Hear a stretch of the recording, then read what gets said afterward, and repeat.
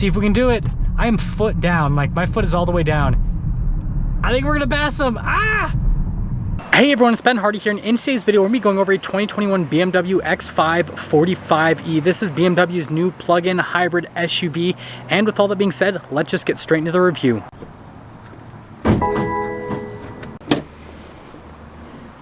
So under the hood, we have a turbocharged 3-liter inline-6 that's paired to a hybrid system. It goes through an 8-speed automatic transmission.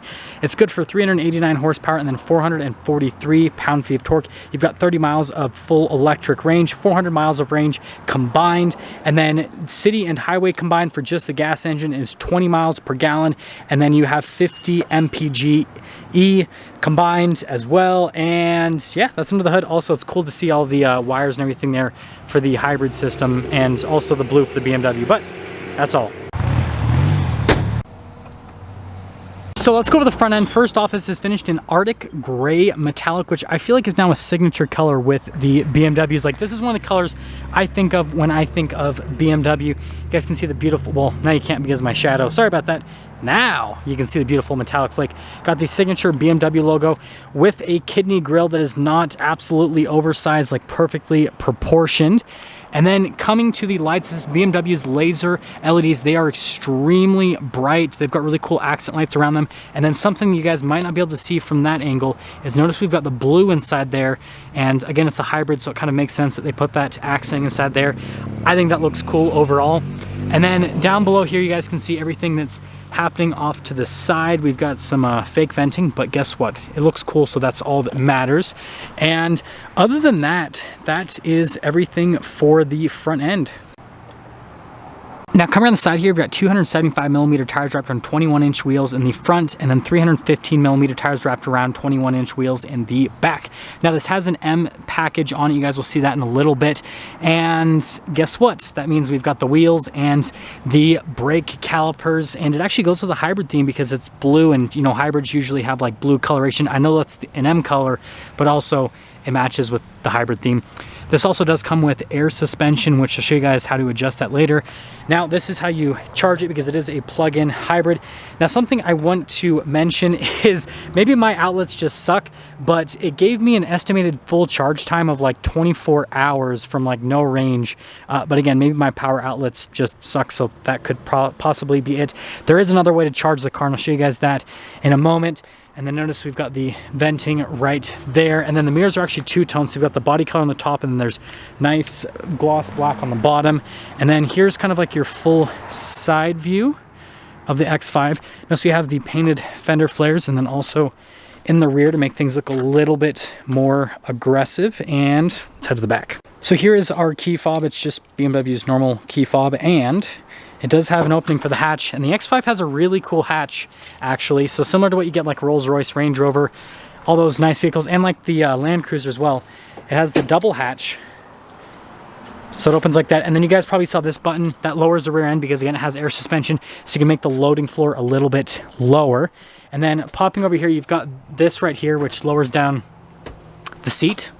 And then under here, this is the charging cable. Notice it's on a hydraulic strut, rather, and so it just actually stays open. You don't have to hold it. That is definitely nice.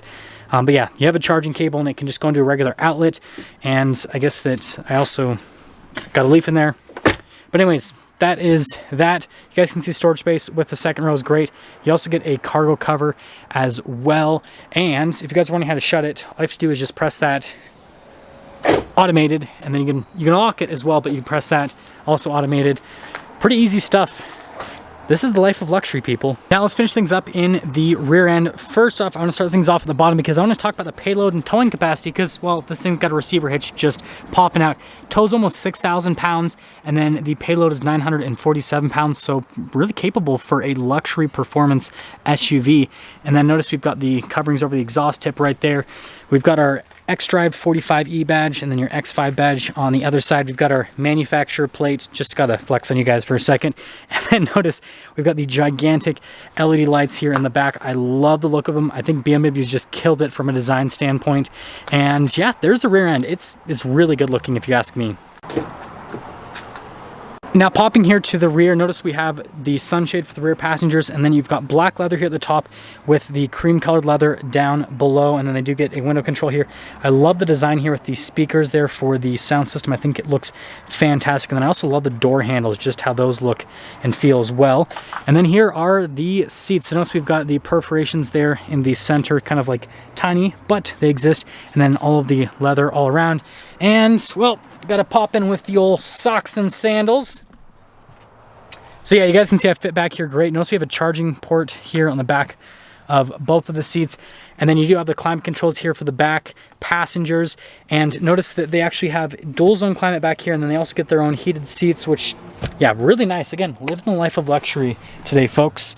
And then pulling this down, we've got the armrest that has some storage there and some cup holders right there. Pretty easy stuff to use. With all that being said, let's head to the front. Now let's go over the door panel here in the front. So notice we've got the leather at the top and then down below with the cream colored leather. Again, love the door handle. All of our window controls, mirror adjustments, that's for the hatch, memory seats.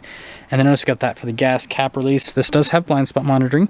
Harman Kardon sound system. I think this, well, that speaker doesn't look as cool as in the back, but these ones look just as cool down below.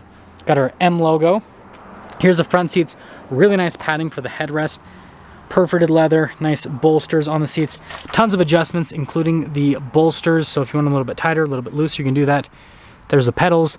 There's the light controls. The steering wheel is, of course, automatically adjustable. And there's our look before we pop in.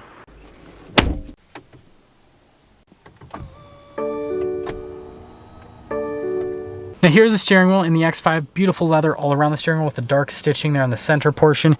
And we've got our voice command, phone controls, all that fun stuff. Nice paddles there on the back. Notice even the airbag cover has leather around it and stitching. Heated steering wheel button, and then the M logo right there. And then you guys can see you've got our adaptive cruise control, the lane keep assist over here. The mode is if you want to do assisted driving, and then also basically adjust the distance control as well. So that's what that button is for right there. Got your regular turn signal stock, windshield wiper stock, pretty normal setup with that. And that's all for the steering wheel. We've got the center gauge cluster right here for the X5. You guys can see over here we've got the fuel on that side, and then on the other side you've got the battery range. And I think overall the gauge cluster looks absolutely fantastic. You can scroll through menus on the side. So for example, I can go through like the radio stations if I wanted to change those, for example. Pretty easy stuff to use, and then you can actually change between the different radios as well. We do have some different drive modes. So we've got our sports. Notice how it makes everything a little bit more aggressive. We've got our hybrid, which a little bit more toned down. We've got our electric, which notice how it changes what it actually shows. And we have our adaptive, which will adapt everything. And then we do have an e-boost, which kind of, once you get into that, you get another push from the electric motors and everything. So it really, really gets aggressive. It's fun. You guys will see in the driving portion. And don't worry, we have more than enough range to do some full electric driving and then have some fun as well. When you're actually having fun, sporty driving, this isn't as important. It's more important if you just want to do like full electric driving or get the best possible fuel economy. So got the center infotainment system here. It does have the volume control with the finger, as you guys can see, which is a pretty cool little feature right there. But aside from that, if we pop it into reverse, backup camera with trajectory lines, they turn with the steering wheel. We've got the parking sensors front and rear, and then if you press the camera image button, you can change stuff right there. But if we go from that, we can press the home screen right here, and we can go to car. There's a bunch of different things that you can basically go into. So for example, you can plan your charging and everything with the car. So you can say like charge immediately, for example. So there's a bunch of stuff you can do there. And then if you pull this to the side, then it pulls back the pages right there. And then notice you have experience modes. So you've got like executive, expressive, and well-being. So like if you press the experience mode, you can see that it does that. It gives you a little sound. Oh, function not currently available. There we go. And then notice with the expressive, it actually opens up the whole sunroof situation for you. And then we're gonna go into well-being. It also puts on music. And also with well-being, it's actually closing it. But yeah, if you want to do different types of driving, you basically just press one of those and let you do your thing. Guess we're going to be an executive because we're going to be boss man today. So notice we've got really cool trim right here, and then more leather and stitching all over the dash. And then we do have dual zone climate right here, automatic climate controls, heated seats for the front, no air conditioned seats. And then you've got some radio controls down here. We've got this trim piece right here that covers this whole section up, and then you basically just push it and it pops up. Wireless phone charger, some cup holders, USB, all that fun stuff, 12 volt right there. Now we've got the shifter that's kind of interesting. It's glass, right? And you've got the X in the center. It's kind of hard to see on camera, but it looks kind of weird, especially from like the driver's angle. If you ever have a chance to see one of these in person, because you see like multiple X's because of how they've cut the glass and everything. Pretty interesting stuff. Stability control, parking sensors. Now this is the charge mode. If you press this on, basically, so you press this and it pops up here on the screen, and you can set your target value. Right now I have it set at 100%. So as I'm driving, it's going to charge the battery until it goes up to 100%. This is a lot faster than plugging it in, at least with the outlets that I have at my house. I guess they're lame. This is analog controls for the infotainment system. So if you would rather, you know, do those controls via an analog system, then you can just do it that way. And then this is for the air suspension to raise or lower it. I will raise it to its highest ride height setting, so you guys can see that at the end of the video. Hill descent control. And then we've got our different drive modes right here. I already went over those a little bit earlier. And then we've got the center console, which has tons of storage space. Pretty nice stuff. Nice leather there on the top. And then coming over to the glove box, lined with felt, and it actually has some nice soft touch on the outside. Obviously nice metallic handle, all that fun stuff. And just look at how the door's closed, how that all looks. I think it looks great. Now I kind of already showed this earlier because of the different, like, you know, modes, but here's the top here. Interesting design with the cloth on the headliner, but then you get the full panoramic sunroof as well. All black, matches the rest of the car, and that's all for the top. So here's our window sticker for the 2021 X5. xDrive45e is the official name. So you guys can see the base price right there. And we've got some options, and options are plentiful. So you've got the Driver Assistance Pro package first, the M Sport package, $5,500, $4,000 for the Executive package right there, and you guys can read all the options that come with these different packages. And you can see a lot of stuff is included as part of a lot of these packages right here. But yeah, some pretty expensive stuff added to it. Got a total price there of $81,695, so like 15 grand more than the base price after you tack on some of the options. And then this gives you the standard equipment basically right over here. So it shows the stuff that you get from the factory as standard. Don't need to add any options. Feel free to freeze the frame if you want to read everything right there. And then the fuel economy stuff over here, which is pretty cool. But, well, I'll show you guys the air suspension, and then we'll take it out and drive it. So here is the X5 in the higher ride height setting, and I mean, it's not massive with the ground clearance, but it is pretty decent. Maybe we got to take this bad boy off-road because, I mean, it's got the air suspension, so we got a little bit more ground clearance. But anyways, yeah, let's take it out and see how it drives.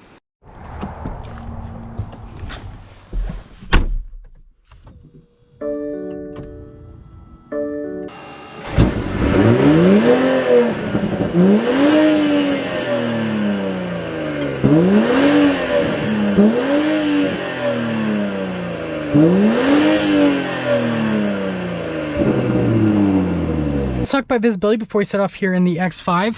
There's your visibility over the hood, and now you can see the heads-up display. Both the mirrors, like I said, they have blind spot, and then the rest of the rear. And let's set off. We're starting off, we've got 11 miles of range, which again is more than enough for today's video purposes. And we're gonna see if it kicks on with the gas engine accelerating in full electric mode, or what basically happens. We're just gonna wing it, okay? We're just gonna wing it. And of course there's a ton of traffic, so gotta wait for that to pass, and we should be good. Oh my goodness, this is so brutally slow. Oh, I just turned on the engine by accident, so I figured it out. I've kind of figured this out with the electric mode. So you can stay in electric mode and fully accelerate as long as you don't press the pedal all the way down. So there's like 2 different compression points with the pedal. The second compression point basically gives you all the power turns on the engine. So if you don't do that, then you're all electric. And I mean, it's not bad in all electric mode, to be fair. It's not quick by any means. I'll get another acceleration up here in full electric mode so you guys can see, but it's not bad. Like, you actually have some passing power. So for example, like this right here is kind of like a little passing lane. I'll slow it down quite a bit. I mean, it's quicker than a Prius. It's got that going for it. Okay, we'll try this again.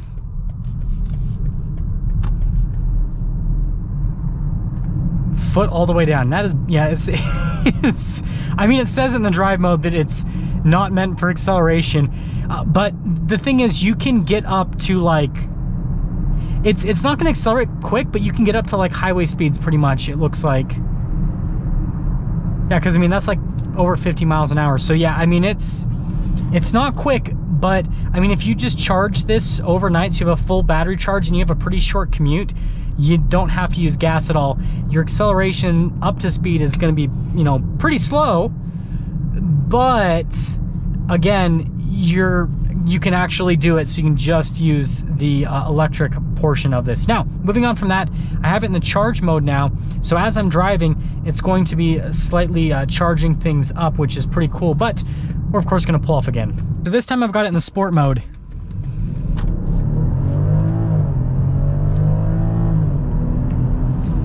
Yeah, that's a huge difference. Good gravy. That is a big difference. That's like going from like a Prius in terms of acceleration to like a high performance SUV, which is really what this is. And yeah, that is, it's fun. It's quick. It is definitely quick. And again, I got it in the charge mode, so we get a little bit more range out of this. But let's talk about some other stuff. Ride quality, road noise, all that normal, practical, daily car stuff. So from a ride quality perspective, this is so smooth. BMW just kills it from a ride quality perspective. You guys know I had the new 4 Series convertible. I loved how that rode, and this is the same thing. It's just so smooth, and even when you go over bumps, it really doesn't upset the chassis all that much. Like, they've just nailed it, again, from a ride quality perspective. I think it's just absolutely fantastic. And you know what I'm going to do in today's video? I'm going to get us as much charge as I can, and I'm going to get on the interstate in full electric mode, see if we can actually do it. And I mean that'll be cool for you guys to see. Road noise, really minimal, feels like a luxury car. Definitely, like, BMW's nailed it from that perspective. Seats are very comfortable. The bolsters, I actually tighten them because I'm not a very big person, like width-wise, I guess. I'm kind of skinny, and so I have them tighter around me, which kind of feels nice, especially going around corners and everything with sporty driving. All the touch points feel nice. There is some plastic on the back of the paddle shifters, which I think is weird. They do metal on the front and then plastic on the back. You'd think it'd be the, you know, I mean, either metal all the way around or the opposite, so like the point you're touching is not plasticky. But you know, it is what it is. If you guys are wanting response time on that, I'll pop it in the sport mode. This 8-speed's fantastic. You guys know I'm a huge fan of it. Well, let me go in a second. We have to slow down a little bit more. I just got a little head rush from that. That's how bad.